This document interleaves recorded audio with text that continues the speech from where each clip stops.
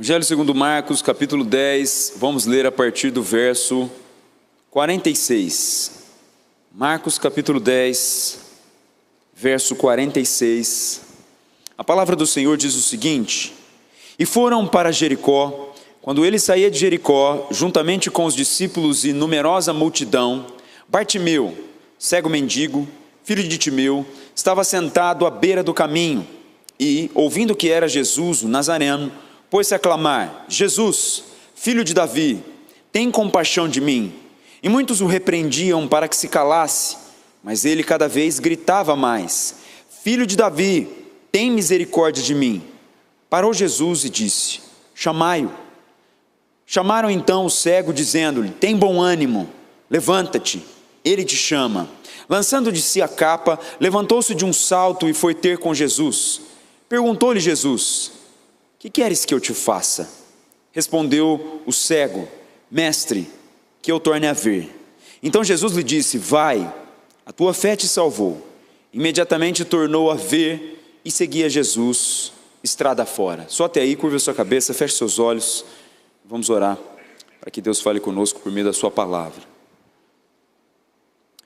Senhor, mais uma vez nós nos achegamos diante de Ti, no santo culto público que é feito para a honra e glória do Teu santo nome. Senhor, nós precisamos sempre das Suas santas palavras para nos guiarem, para nos consolarem, para nos corrigirem, para nos exortarem, para nos conduzirem pelos bons caminhos do Senhor. Que mais uma vez a Sua palavra seja proclamada, meu Deus, com poder e autoridade, com clareza, que o Senhor abra mentes e corações e que todos aqui, meu Deus, ouçam e entendam a importância de clamar diante de Ti, que o Senhor sim ouve cada um dos pequeninos, os desprezados, os menosprezados, e que o Senhor está atento à oração do Seu povo, independentemente de quem seja que esteja orando, desde o mais pequeno, desde as pessoas mais privilegiadas às menos, desde os ricos aos pobres, desde os com um grau de instrução maior ao menor grau de instrução. Que o Senhor ouve cada um, segundo as suas respectivas necessidades. Que o Senhor, nós oramos da mesma maneira como Bartimeu, tenha compaixão de nós nesta manhã. E que o Seu reino, meu Deus, avance por meio dessa palavra, transformando as nossas vidas e os nossos corações. É o que nós te pedimos em nome do Senhor Jesus. Amém. Se eu fosse dar um título nessa mensagem, nesta manhã, eu daria: Deus ouve o clamor dos pequeninos. Deus ouve o clamor dos pequeninos. Essa passagem, mais do que qualquer outra coisa, ela demonstra que Deus ouve a oração dos pequeninos e dos que são muitas vezes menosprezados e desprezados pela sociedade, que são tidos pelas pessoas como aquelas pessoas que não representam nada, que não têm qualquer poder, que não têm qualquer proeminência para resolver seus grandes problemas. Essa passagem também nos ensina a importância de clamar pela ajuda de Jesus. Muitas vezes nós, na nossa jornada cristã, nos consideramos tão pequenos e desprezíveis, e em nosso desespero, muitos chegam até a acreditar que Deus não está ouvindo as suas orações, e outros pensam que mesmo que Ele os ouça, eles não serão atendidos. Essa é a realidade de muitos cristãos dentro da igreja, que olham às vezes para as pessoas que aparentemente expressam um nível de santidade maior, um nível de devoção maior, e olham para aquelas pessoas e pensam: Deus deve ouvir essa oração, a oração dessas pessoas. Mas a mim, sou um grande pecador, que falho muitas vezes, que erro na minha jornada inúmeras vezes, a mim Deus não deve ouvir. Deus tem os seus amigos e os seus preferidos nessa terra, e Ele quer ouvir a esses. Ele tem a esses com cuidado especial. Essa passagem mostra que isso é uma grande mentira, inventada pelos homens, e é uma tradição dos homens. E era algo que muitos dos fariseus proclamavam, que somente os santos, que somente aqueles que estavam em altas posições, somente aqueles que conheciam a lei de ponta a ponta, que eram ouvidos e que eram considerados os espirituais. Jesus aqui mostra que os fariseus não eram absolutamente nada. E ele até, se você analisar o contexto da passagem, você vai ver um jovem rico chegando de Jesus, nos versículos anteriores, e ele chega de Jesus achando que ele era bom, e achando que ele tinha tudo, e ele sai da presença de Jesus, continuando ainda cego, porque ele amava mais as suas riquezas do que qualquer outra coisa. Nos versículos anteriores também, você vai ver Tiago e João disputando para quem estaria à esquerda e à direita do trono de Jesus, que poderia estar assentado nele nos céus.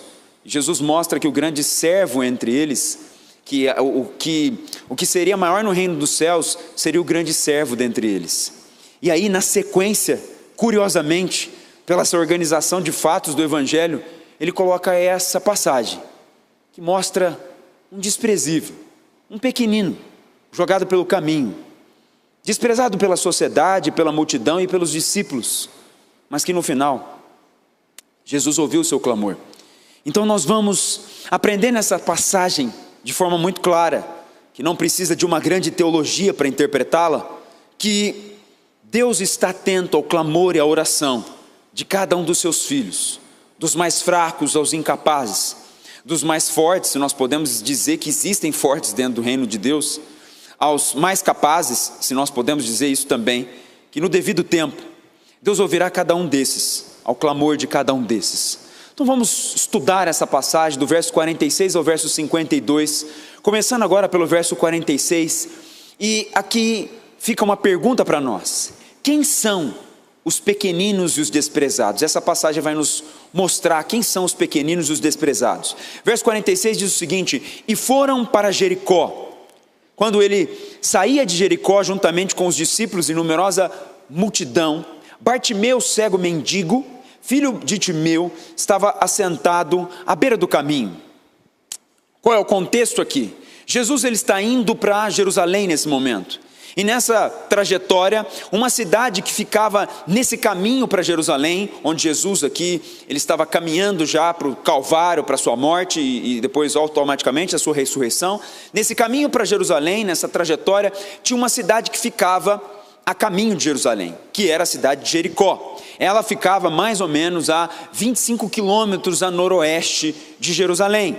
E era geograficamente uma das últimas cidades aos arredores de Jerusalém. Antes da pessoa chegar em Jerusalém, ela era uma das últimas cidades ali. Da mesma maneira como você sai de Franca e vai para Ribeirão Preto, uma das últimas cidades que você encontra pelo caminho nessa estrada é a cidade de Brodowski. Mais ou menos isso a questão aqui de Jericó em relação a Jerusalém. E o verso 46 nos dá detalhes que quando ele sai de Jericó, juntamente com os discípulos e numerosa multidão. Então nessa viagem que Jesus está fazendo, nós temos alguns públicos nessa viagem. Nós temos primeiro Jesus, nós temos também os 12 discípulos, os 12 apóstolos e uma grande multidão. Muitas pessoas, como vocês já bem o sabem, pelo relato dos 4 evangelhos, Mateus, Marcos, Lucas e João, quando você lê, você percebe que uma multidão muito grande sempre seguia Jesus. Nós temos alguns paralelos de números nos evangelhos, que mostram que essa multidão, geralmente, os paralelos aí nós temos 5.000 homens, 4.000 homens. João capítulo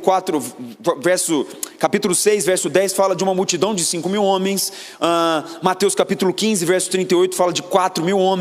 A Bíblia faz a referência a 4.000, 5.000, 3.000 homens, fora mulheres e crianças. Então geralmente a multidão que acompanhava Jesus era uma multidão de milhares de pessoas. E detalhe aqui no texto, que o texto ele dá um detalhe a mais para nós. Ele não fala somente que uma multidão seguia Jesus, mas ele traz aqui uma palavra para mostrar que não era somente uma multidão. Ele fala de uma numerosa multidão. No grego essa passagem significa de uma longa multidão, de uma larga multidão. Então nós estamos falando de uma quantidade assim bem razoável de pessoas, que vai passar aí provavelmente de 2, 3 mil pessoas, se não for mais. Eu estou sendo aqui até comedido em relação a isso. Então, quando você olha para esse cenário, você vê então Jesus, os 12 discípulos e uma multidão. Jesus está no meio dessa multidão. Uma multidão como essa implica em várias circunstâncias e situações para Jesus prestar atenção. A multidão que seguia Jesus tinha muitos interesseiros, nos seus milagres, naquilo que ele fazia, naquilo que ele representava. Jesus, na época, por mais que ele era perseguido, ele era considerado uma pessoa de grande popularidade. Onde ele passava, eram muitos milagres aconteciam, pessoas já tinham visto pão surgir do nada, peixe surgir do nada, multiplicar, a multidão ser alimentada, tinham muitos interesseiros. No meio da multidão de Jesus também tinham pessoas cegas, tinham pessoas paralíticas, tinha tudo quanto é tipo de pessoa no meio dessa multidão. Então nós vemos aqui todas essas pessoas e ainda os apóstolos. Jesus então agora ele tem os seus olhos e os seus ouvidos voltados para muitas pessoas, muitas circunstâncias. Mas a Bíblia fala que não somente existiam essas pessoas que eu disse. Verso 46 diz que ele fala: Bartimeu, cego mendigo, filho de Timeu, estava sentado à beira do caminho. De repente a Bíblia então interrompe aqui no meio do verso 46 a narrativa e acrescenta alguém especial no meio dessa multidão. Especial para o texto bíblico, especial para Deus, mas de forma alguma especial para a multidão ou para os próprios discípulos. A Bíblia fala aqui que tinha um cego. Os cegos na época eram pessoas obviamente incapazes, eram pessoas com extrema debilidade para se achegar até Jesus, eram muito limitados, eram pessoas que estavam gravemente incapazes e não podiam realizar as tarefas cotidianas tradicionais e só conseguiam, na maioria das vezes, sustento por meio da mendicância, que é pedir dinheiro. A palavra grega aqui de mendigo ela diz respeito a pedir esmola. Então nós estamos falando de um cego que não tinha condição financeira, um cego que era desprivilegiado financeiramente e estava ali. O nome dele, a Bíblia diz que era Bartimeu. Bartimeu, a palavra bar é um prefixo. Quando você divide uma palavra, uma parte da palavra bar, que seria Bartimeu, você dividir essa palavra e falar bar, bar é uma palavra, é uma palavra aramaica, é um prefixo aramaico que significa filho de. Então nada mais, o nome de Bartimeu não significava absolutamente nada, senão filho de Timeu. O que isso significa? Bartimeu não era de uma grande família, não tinha uma grande descendência, não tinha um nome grande, de um significado grandioso. Nós vemos às vezes isso, por mais que eram homens pequenos, mas nas Bíblias nós vemos nomes como Josué, como Isaías, como Daniel, que tem um significado bíblico de Deus salva, de Deus restaura e por aí vai. O nome Bartimeu não significa nada, só significa filho de Timeu. Timeu, nós não sabemos quem é. Nós sabemos que somente aqui, pelo texto bíblico, que era somente o pai de Bartimeu. Então, mais uma vez, volta para o cenário. Vamos supor que nós estamos aqui na avenida que corta aqui essa igreja, na avenida de baixo que tem aquele rio. Jesus está ali à frente com os discípulos, multidosa, uma numerosa multidão, não estava atrás de Jesus, eles ficavam em volta, uns na frente, outros atrás, virava aquela bagunça, e eles caminhando, alguns querendo tocar em Jesus, alguns querendo falar em Jesus, todos conversando, alguns falando, Jesus vem aqui, e por aí vai, no meio daquele alvoroço entre eles. No meio dessa circunstância, tem um cego no caminho ali, meio que na calçada, jogado, pedindo esmola, está lá. Ou seja, quem que é esse pequenino, esse desprezado, esse que está às margens da sociedade, ali no caminho, quem que é ele para alcançar qualquer favor? Será que alguém vai prestar atenção nesse homem? Você já deve perceber e deve ter vindo à sua memória, quando eu comecei a falar de um cego pedindo esmola, como muitas vezes nós passamos por aqueles que são mendigos e às vezes nem notamos a presença deles no nosso caminho. Muitos nós sabemos que estão na rua por conta dos seus vícios, por conta de vício em droga, vício em álcool, muitos que não querem trabalhar, e essas pessoas passam muitas vezes desapercebidas por nós. Agora, Bartimeu não tem nada a ver com isso. A Bíblia não fala que ele era viciado em álcool, em droga ou qualquer coisa do tipo, mas ele tinha uma debilidade física grave, que o impedia de, naquela época, uma época onde ainda essa questão de acessibilidade, como existe no mundo hoje, não era desenvolvida, onde a empresa não ganha um benefício para contratar um deficiente, ele certamente era uma pessoa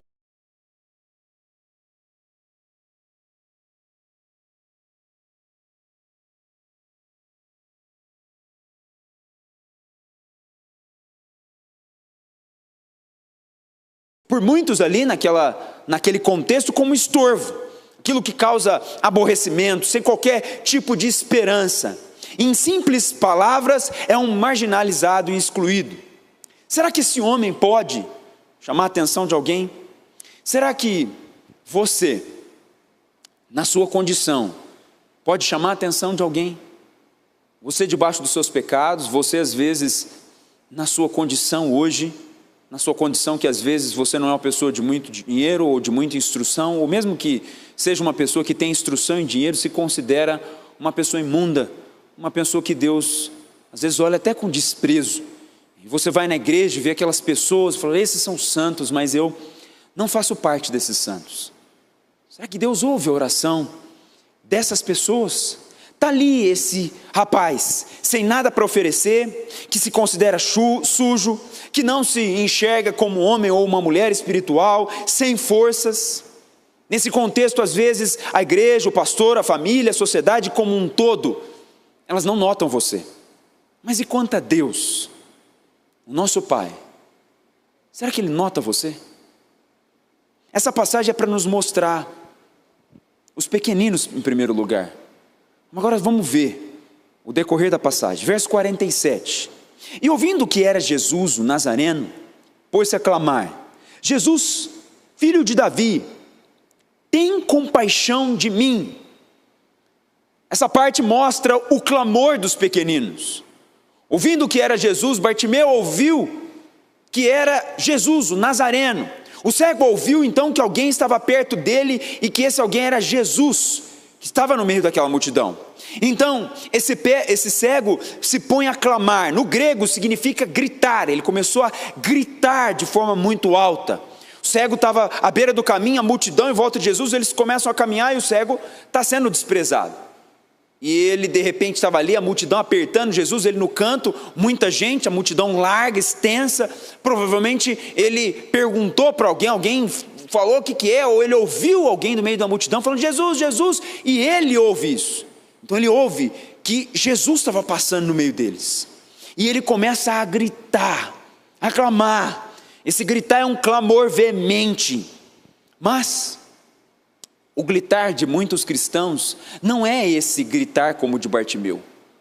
O gritar de muitos cristãos feridos, machucados, é uma oração quebrantada no seu quarto, onde ninguém ouve, mas o Deus que está no céu está atento a cada uma daquelas palavras. Às vezes o seu gritar, o seu clamor profundo por Deus não é um gritar no meio de uma vigília, de uma reunião de oração, uma oração eloquente, mas é a oração de alguém que está quebrantado. A Bíblia fala e faz um alerta a isso em Salmo capítulo 51, verso 17, que os sacrifícios agradáveis a Deus, preste bastante atenção nesse texto, os sacrifícios agradáveis a Deus, aquilo que agrada, é como um sacrifício diante de Deus, são o espírito quebrantado e o coração compungido e contrito, Deus não vai desprezar, não o desprezará, ó Deus, no Salmo 51. Às vezes o seu clamor no meio desse contexto de Bartimeu não é gritar, mas como eu disse, é uma oração sincera, é de alguém que está com o coração quebrantado e se achega diante de Deus, diante daquele que Ele é o único que pode resolver aquela situação, e clama a Ele.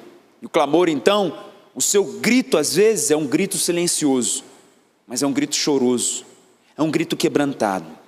Vamos ver se Deus ouve às vezes esse grito choroso, quebrantado, esse clamor que vem de um coração que deseja de fato a Deus.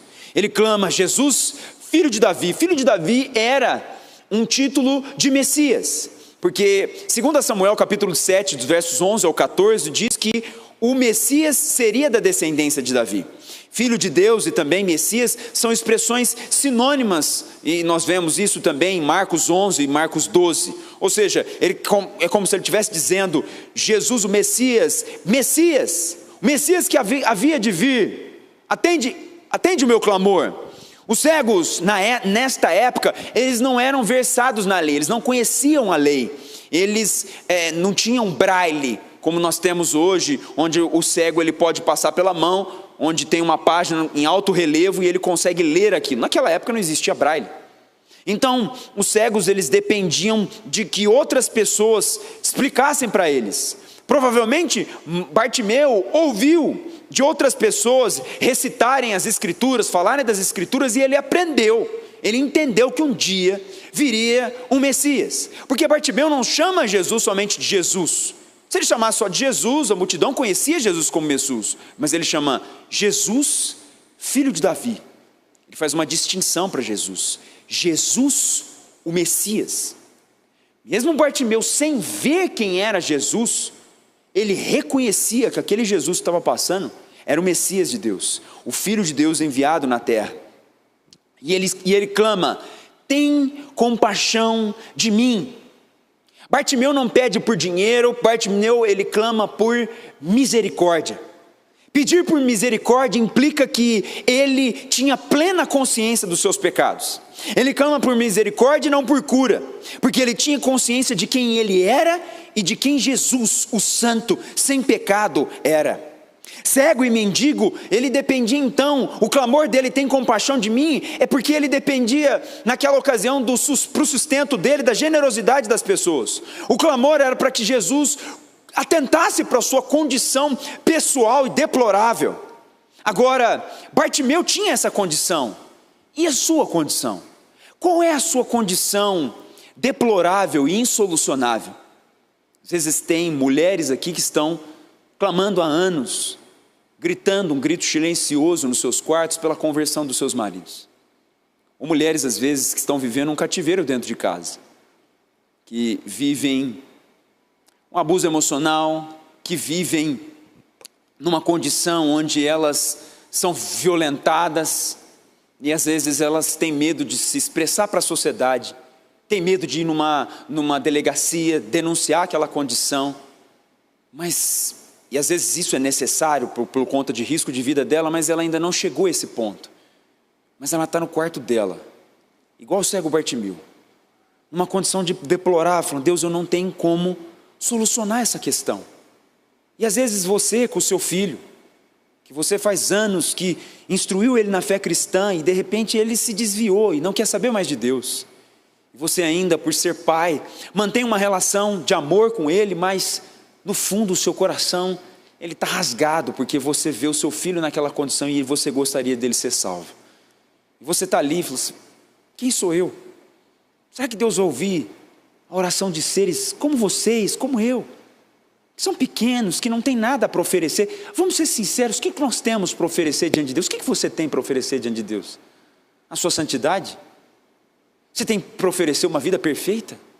Você tem para oferecer o que diante de Deus? Nós não temos nada para oferecer, meus irmãos. Às vezes nós olhamos para a história de Bartimeu e achamos assim: eu não sou como Bartimeu. Não, você é igual a ele, se não for pior. E nós somos como ele. E às vezes estamos na condição dele. Será que ele vai ouvir? Será que o Deus assentado no... Eu às vezes ouço da soberania de Deus assentado no alto e sublime trono, ouço da santidade de Deus e olho para mim e falo: esse ser não vai me ouvir. Só que preste bastante atenção nisso. Esse ser assentado no alto e sublime trono, esse ser soberano, esse ser perfeito, é o mesmo que está aqui andando no caminho, tá? Jesus é o Deus encarnado. O mesmo que está sentado no alto e sublime trono, que os anjos, os serafins estão à volta dele, clamando: santo, santo, santo, é o mesmo que está andando agora, e que Bartimeu está clamando para ele. Qual é a nossa condição então, que é deplorável, insolucionável aos nossos olhos humanos, e que você tem clamado?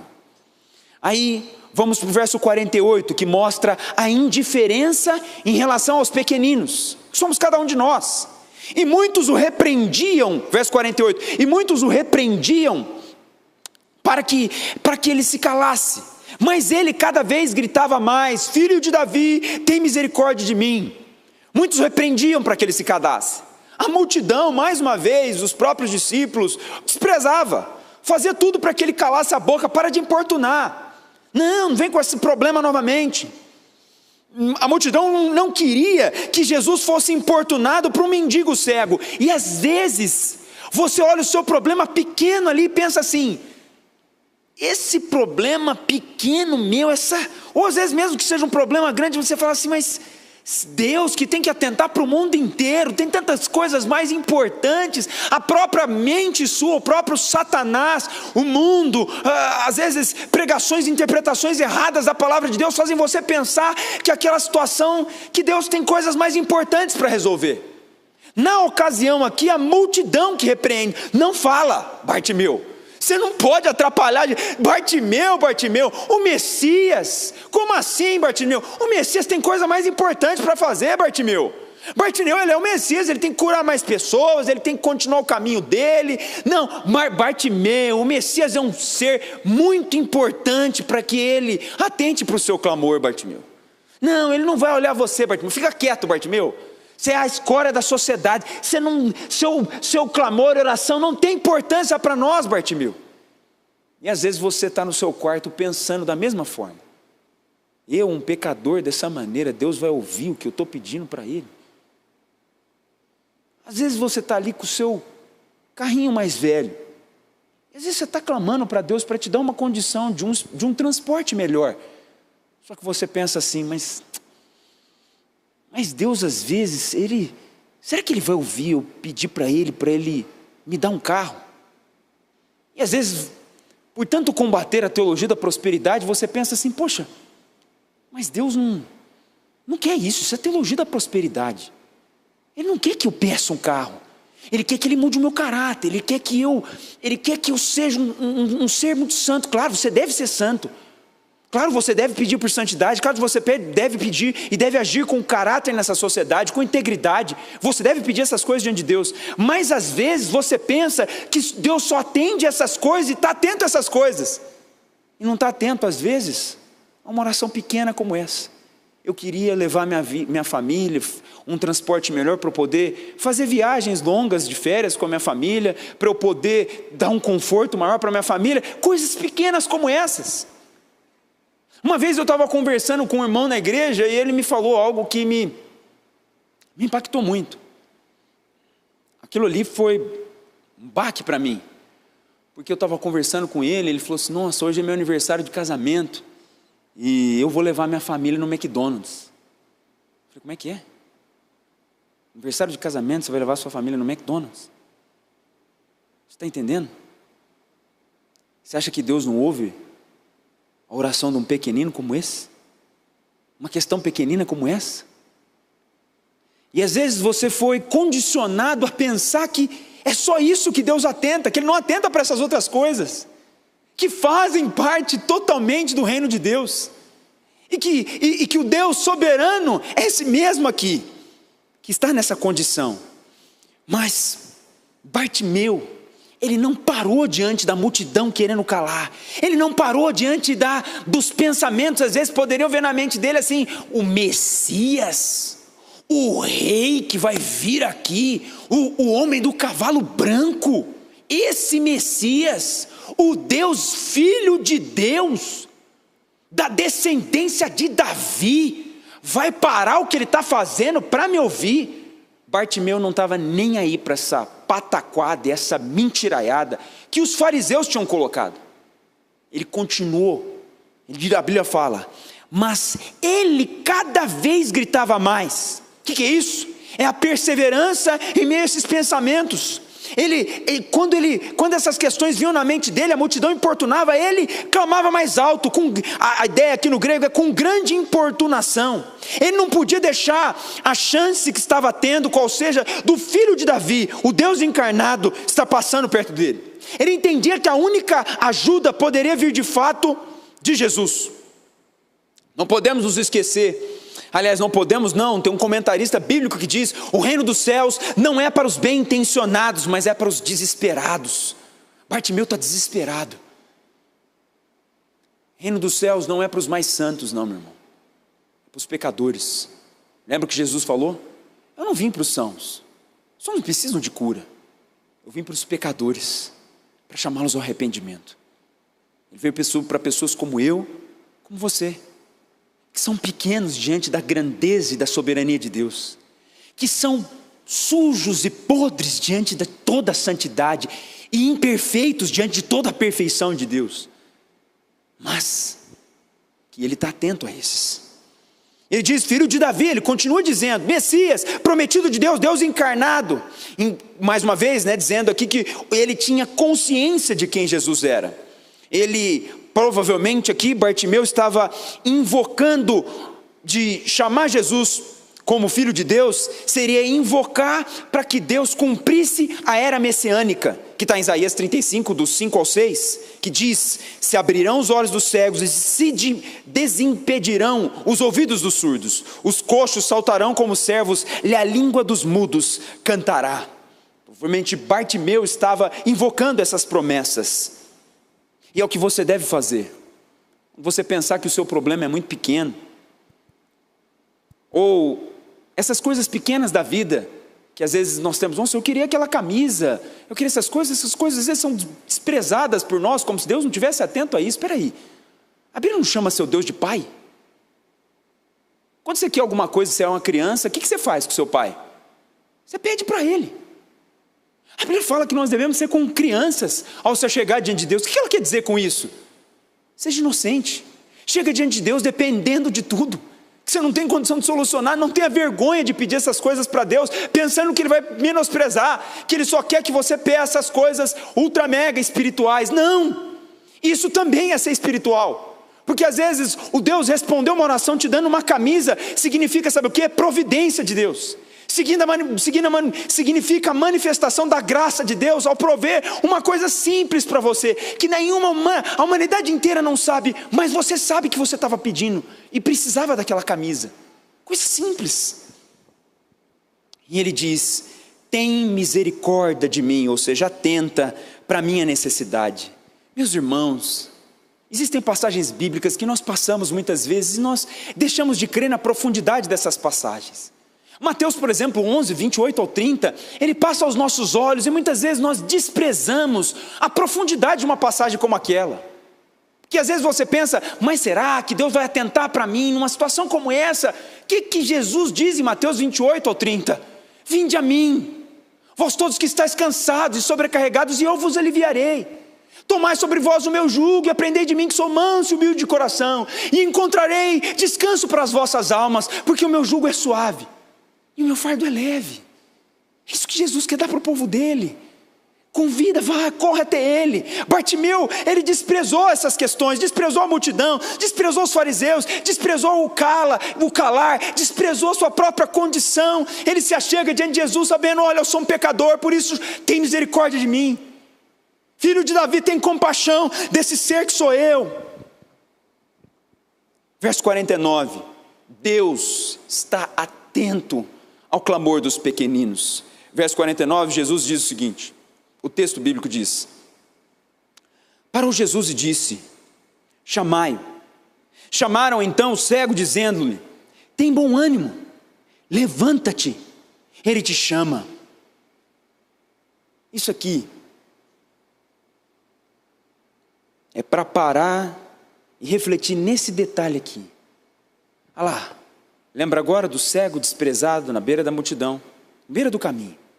A multidão enorme, os discípulos, todos ali em volta de Jesus, clamando e coisando, Jesus na trajetória para Jerusalém, ele vai agora caminhar para salvar todo o povo através do seu sacrifício e cumprir a missão que o Pai o deu. A comida e a bebida dele é fazer a vontade daquele que enviou. Ele tem algo muito importante para fazer, mas no meio desse algo extremamente importante para fazer, tem algo também que é tão importante quanto salvar a humanidade. Qual é esse algo importante? Jesus está andando, ele para. A multidão tenta calar, Bartimeu fica quieto, não fala, Jesus para. O clamor de um pequenino, um cego, um menosprezado, o que a sociedade não vê, o clamor desse fez o Deus encarnado parar. Agora, você acha que quando você fecha a porta do teu quarto, dobre os seus joelhos e fala ao teu pai em secreto, você acha que o teu pai em secreto não vai te recompensar? Você acha que ele vai ouvir somente aqueles que são espirituais, aqueles que são santos? Você acha que ele vai ouvir só esses? Ou vai ouvir um pecador como você, como eu, que chega diante dele não tendo nada para oferecer? Na verdade, meu irmão, não existem os grandes espirituais. Não existem os grandes diante de Deus. Só existem pequenos. Só existem servos.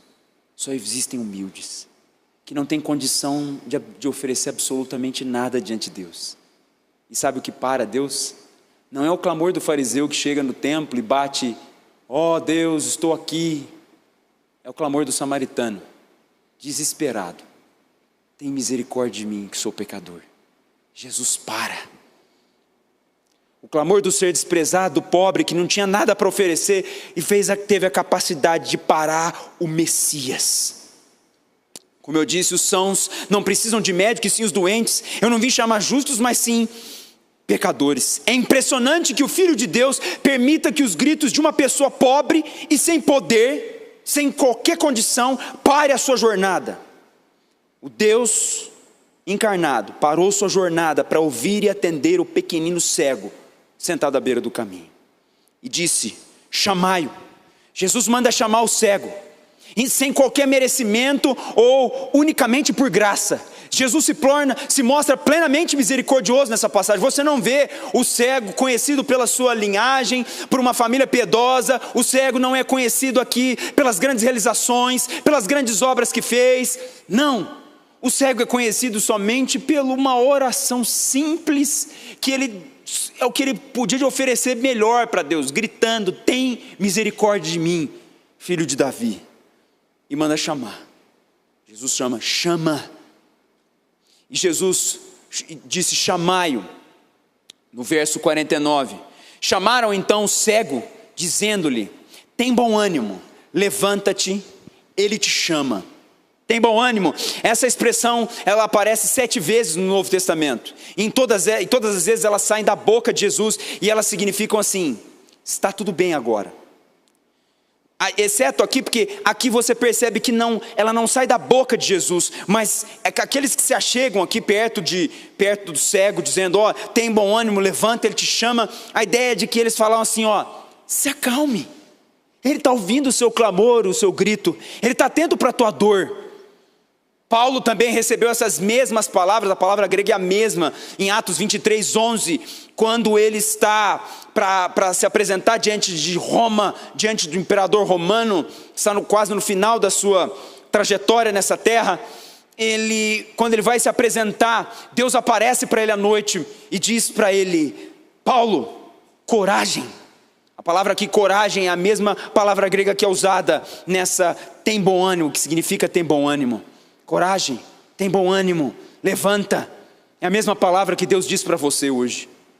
Levanta, Ele está ouvindo o seu clamor.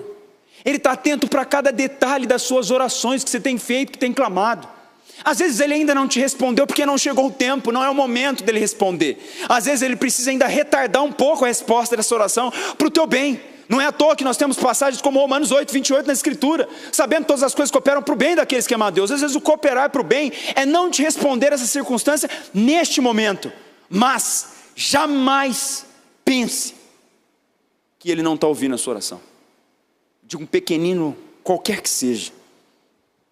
E Ele diz aqui: levanta-te, Ele te chama, ou seja, coragem, vá até Ele, levante-se.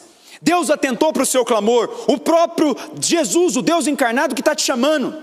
Ali ele estava diante de Bartimeu, e a única oportunidade na vida dele era essa, que Jesus morreria daqui a um tempo. Vamos, Deus está te chamando. Quantas vezes você percebe, você tem ideia do que isso representa? Sabe quem é aquele que te chama? Você vai falar assim: mas pastor, como assim Deus me chama? Como assim? É só você passar pelos 66 livros da Escritura, tanto no Antigo Testamento quanto no Novo Testamento, e você vai perceber quantas vezes Deus vai falar para buscar a Ele, para ir até Ele. Uma das passagens mais fantásticas que vão mostrar Jesus como sumo sacerdote é Hebreus capítulo 4, verso 16. E imagina o convite, que talvez esse seja um dos convites mais escandalosos em toda a Escritura, de Deus falando para o povo dele: vem. Independentemente se seja, vem falar comigo, vem diante do meu trono. Olha o que ele diz em Hebreus 4,16: acheguemo-nos, portanto, confiadamente, com confiança, junto ao trono da graça, a fim de recebermos misericórdia e acharmos graça para socorro em ocasião oportuna. Deus está convidando cada um de vocês, como o cego Bartimeu. Às vezes você está achando no seu quarto, você está desprezado, Ele está falando, não, peraí, vem, em que sentido? Vem clamar.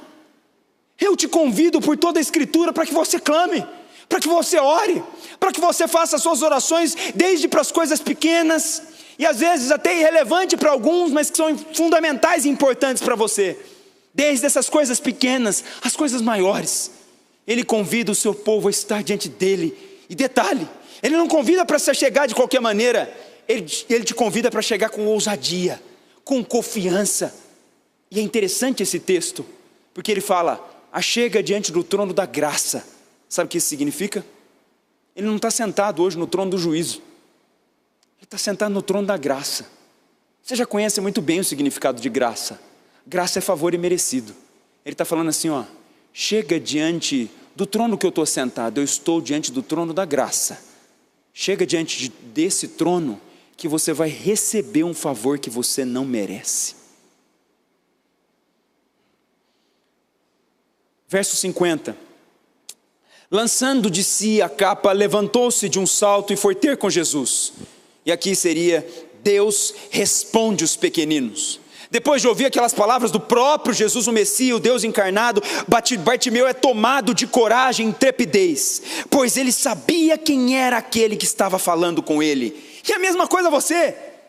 Se temos todos esses convites na Escritura, Deus chamando o povo para estar diante dele, diante do trono da graça, você está esperando o quê? Para fazer como Bartimeu, levantar, correr para o quarto de oração, orar, derramar suas lágrimas, pedir as coisas pequenas e as coisas grandes, diante do Deus que está sentado no trono de graça. Você entendeu que é Ele que está chamando o povo dele para estar diante da presença dele? Ele tem prazer na oração dos santos. Santos que foram santificados pelo Espírito Santo. Não são santos perfeitos, não são santos que não têm pecado. São santos que foram justificados pelo Espírito Santo, pelo sangue de Jesus derramado na cruz do Calvário. São esses. Ele diz, lançando de si a capa, é um reflexo de um ato de fé. É como se Bartimeu dissesse assim, ó, eu não vou precisar mais dessas coisas. O Messias está me chamando agora. Nada disso vai me impedir mais. Eu não preciso mais disso. A capa também era uma representação da sua esmola, do seu desprezo. Ele estava renunciando toda e qualquer outra coisa, e agora ele lança sua confiança absoluta em Jesus. Tire esses sofismas da sua mente, que falam que você não pode se chegar diante de Deus. Deus chama todos os pecadores para chegarem diante dele. Deus quer que Ele quer ouvir cada detalhe da sua oração, para atender teu clamor, para que no final você perceba que a glória é dele, que Ele provê tudo aquilo que os filhos dele necessitam para andar nessa terra. Ele levantou-se de um salto, não havia tempo para outras coisas. Ele agora tinha um encontro com o mestre, e nada poderia atrapalhar esse momento. Ele está o chamando, e o que você tem feito diante desse clamor? Ele está chamando você. Corre para o quarto de oração. Nós conhecemos o domingo como o dia do Senhor. É um dia que os puritanos falavam que é a feira da alma. É um dia onde o quarto deveria brilhar. Você deveria olhar para o seu quarto de oração, você deveria imaginar uma luz saindo dele, que é como se Deus falasse, olha, esse dia é para comigo. Esse dia é para você estar comigo. Claro que você pode fazer programações com a sua família, isso não tem nenhum impedimento, mas, sobretudo, você deve nesse dia passar tempo com o Senhor, estar com Ele a sós, ouvir Ele. Quantos cada um desses versos da Escritura dele nos chamando para estar a Ele, para estar no quarto de oração, quantos desses versos Ele está chamando você? Corra, faça como Bartimeu, levanta, dá um salto, tire esses sofismas, corra para Ele. E ele foi ter com Jesus, de imediato ele foi até Jesus. Lembra sempre disso. Independentemente de qualquer coisa, a Bíblia deixa muito claro que você deve ir até Ele. Ele te chama. Às vezes você vai estar cego, doente, sobrecarregado, cansado. Eu volto para a passagem clássica. Vinde a mim, cansados e sobrecarregados, eu vos aliviarei. O cansado e sobrecarregado não quer fazer nada. Vinde a mim os depressivos. Vinde a mim os doentes. Vinde a mim os sem esperança. Às vezes você está sem esperança, às vezes você está sem fé. Mas mesmo assim vá até Ele. Ele está convidando você. Ele está chamando todos vocês. Lembra? Eu não chamo os justos, os sãos, esses não precisam de médico. Eu vim chamar os pecadores ao arrependimento. Eu vim chamar esses para a minha presença. E aí Jesus, no verso 51, perguntou-lhe Jesus: que queres que eu te faça? Respondeu-lhe o cego: mestre, que eu torne a ver. Que queres que eu te faça? Essa frase de Jesus é a mesma ideia que você deve chegar diante dele quando você estiver com o seu joelho dobrado, orando em pé, sentado, deitado, a forma que você esteja. Essa ideia você deve ter na sua mente. Ele falou: que queres que eu te faça? É como se Jesus falasse assim: tá bem, Bartimeu, o Deus encarnado chegou na sua frente. O que você precisa, Bartimeu? Estou aqui para ouvir. Quando você dobrar os seus joelhos, nós temos a promessa de Mateus 6. Fala ao teu pai que está em secreto. Fecha a porta do quarto, fala com o teu pai que está em secreto. E o que o texto bíblico fala? E o teu pai que está em secreto te recompensará. Está lá. Quando você dobrar os seus joelhos e lembrar dessas passagens bíblicas, ou pelo menos de Hebreus, por exemplo, Hebreus capítulo 11, 6. Ora, sem fé é impossível agradar a Deus, e aquele que se achega diante de Deus deve crer que Ele existe, não para aí não, e que Ele é galardoador daqueles que o buscam. Sabe o que significa ser galardoador? Presenteador, abençoador daqueles que se achegam diante dEle. Não se esqueça desses textos na Escritura. E ele diz: mestre. O que significa mestre? Mestre é meu guia, meu instrutor, meu caminho. A palavra grega aqui é Rabboni, e é um termo usado para designar uma pessoa que ocupa uma posição elevada e respeitada. E isso a pessoa falava dessa forma para mostrar a insignificância dela diante daquele a quem ela clamava. Usava esse título para mostrar, é como se Bartimeu estivesse falando: mestre, eu estou numa posição inferior ao Senhor, atende o meu clamor. E ele fala: que eu torne a ver. Ele apresenta a sua principal necessidade diante de Jesus. E aí nós vamos para o verso 52, e Deus salva os pequeninos, responde o clamor e salva os pequeninos. Ele não somente responde, mas salva. Então Jesus lhe disse: vai, a tua fé te salvou. E imediatamente tornou a ver e seguia Jesus estrada fora. Ele diz: vai, ou seja, prossegue o teu caminho, Bartimeu, a tua fé te salvou. Deus não somente atendeu, fez o cego, tornou a ver, mas também salvou ele. Foi salvo. A fé aqui em Cristo é exaltada. Bartimeu teve uma fé em Cristo, e essa fé o salva, essa fé o restaura. E é essa fé que você deve ter para se chegar diante de Deus. Que aquele que te salvou é capaz de responder as suas das mais pequenas às maiores orações, das questões mais pequenas às maiores. Isso deve estar na sua mente. Você percebeu que você hoje, por mais que tenha todas essas coisas, você sabe que você é salvo. Você sabe que você vai para o céu. Se Ele te salvou, se Ele verteu sangue por você, o que é esse detalhezinho que você está apresentando diante dEle, diante da salvação? O mais importante, o maior, o que exigiu o maior sacrifício Ele já fez. O resto são pequenos detalhes que Ele vai ter prazer em atender o seu povo, para mostrar sua fidelidade, amor, misericórdia para com cada um dos seus filhos. E ele diz aqui: imediatamente tornou a ver. Jesus cura o cego instantaneamente e seguia a Jesus por estrada fora. Bartimeu, em vez de ir por outros caminhos, para outros lugares, para aproveitar a sua visão, afinal ele passou grande parte da sua vida, não sabemos se ele era de nascença ou não, mas provavelmente era cego de nascença. Ele poderia aproveitar a sua vida vendo, mas ele não queria outra coisa agora. Ele queria que os olhos dele tivessem fixos somente num alvo. Ele queria seguir aquele Jesus. Ele queria caminhar com aquele Jesus para sempre.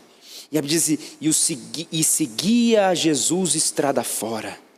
Jesus transformou o cego Bartimeu de um cego, de um mendigo à beira do caminho, no verso 46, para um discípulo na estrada com Jesus, no verso 52. Bartimeu recebeu o melhor que alguém pode receber na vida. Da beira do caminho, salvo, perdido, desamparado, para pelo caminho, que é a diferença entre ser de fora e pertencer ao círculo íntimo. Agora Bartimeu pertence ao círculo íntimo diante de Deus. E qual que é o círculo íntimo de Deus, meus irmãos? O círculo íntimo de Deus, sabe de qual que é?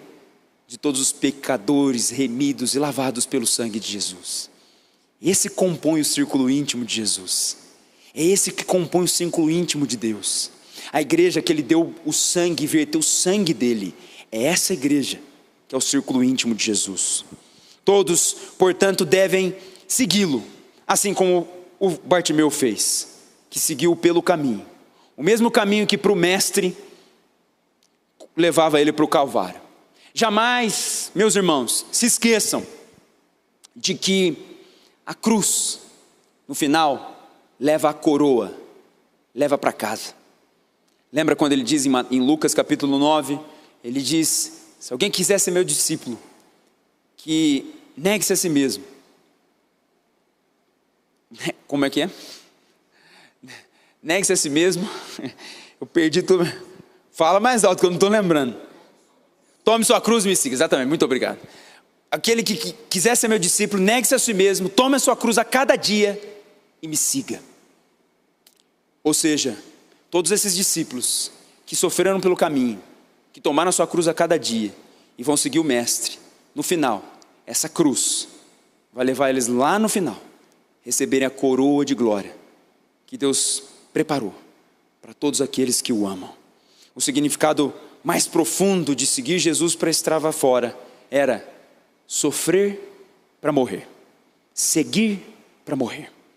E é isso que todos os discípulos de Jesus devem estar prontos para fazer. Não se esqueça então, meu irmão, que Jesus, ele está atento ao clamor de cada um dos pequeninos, dos quais cada um de nós compõe esse grupo de pequeninos. E ele está atento para o clamor de cada um desses pequeninos. Agora, como um pequenino, curva sua cabeça, feche seus olhos e vamos orar.